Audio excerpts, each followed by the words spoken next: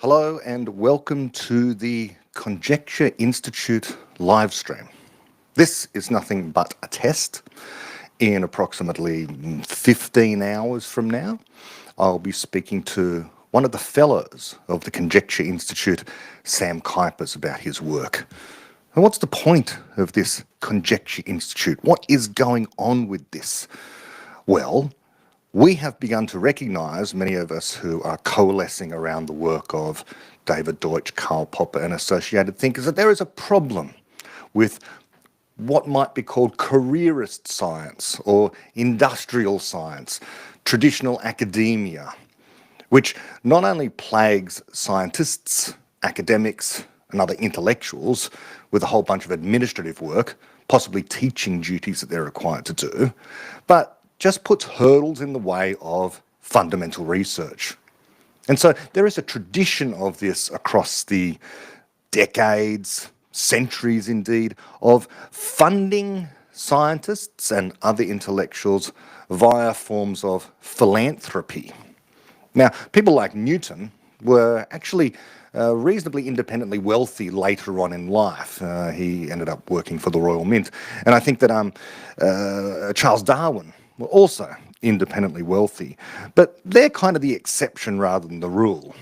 We're looking at something more like the way in which Galileo was funded. He was funded, because he wasn't independently wealthy, by the Medici family, one of those places where there was initially a flourishing enlightenment for a time. Michael Faraday, likewise, I'm looking at a list here, was funded by patronage as well. And so the Conjecture Institute is one such institution wanting to carry on that particular tradition of helping to provide funds to people so that they can do fundamental research unencumbered by the usual requirements that a university or other research institution might put in their way. At the Conjecture Institute, one of the central themes that unite the fellows are the people whom are being sponsored by the Conjecture Institute, is critical rationalism. We're united by the ideas of Karl Popper that any of our explanations, our best explanations, can be improved by the critical method. And we are looking at the most modern version of what critical rationalism is, gifted to us by David Deutsch through his various works, talks, books, outreach on X and social media, as well as the many podcast interviews he has been doing of late. And so we're going to bring that style of optimism to the people that are being sponsored. I'm saying I'm not really a representative. In large part, this is an initiative of Naval Ravikant, but it's not only him. It is being led, I think the word would be chaired, by the incomparable Logan Chipkin. He's the president of the Conjecture Institute.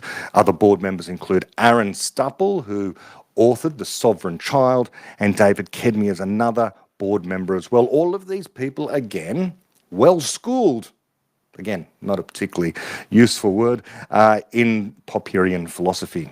At the moment, the number of fellows is small, but that will grow. If you out there would like to invest in any of the fellows or in the Conjecture Institute more broadly because you agree with its aims of optimism about the indefinite future of human beings flourishing across this planet, solar system and galaxy.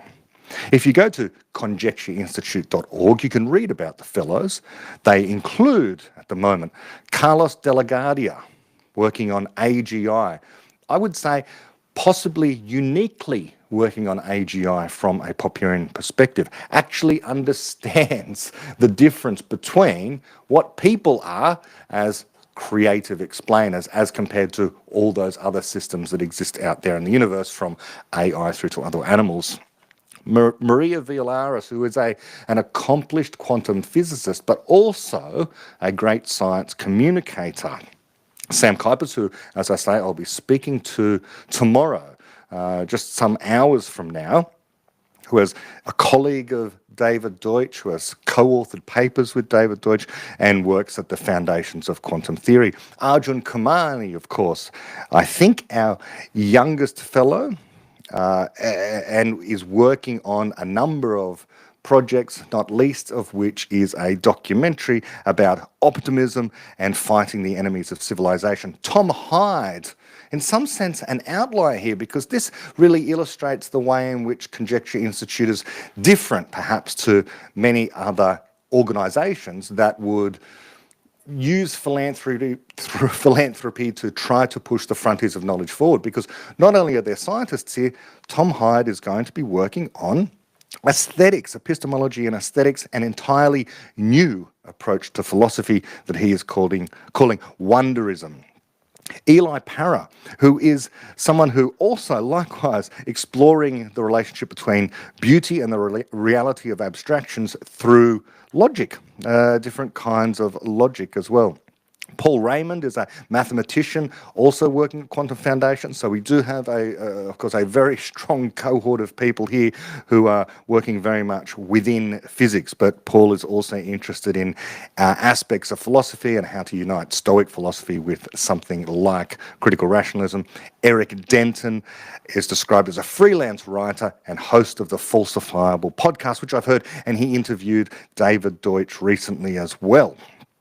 So that is what Conjecture Institute is all about, supporting people such as these, potentially more, and hopefully it grows. And this is the beginning of introducing you to the fellows.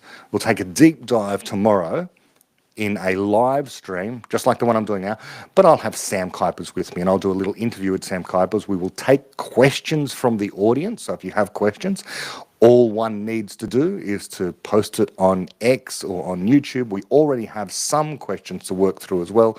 So we're at the Conjecture Institute looking forward to this first, I guess I can call it an event, and it will be recorded as well as live streamed.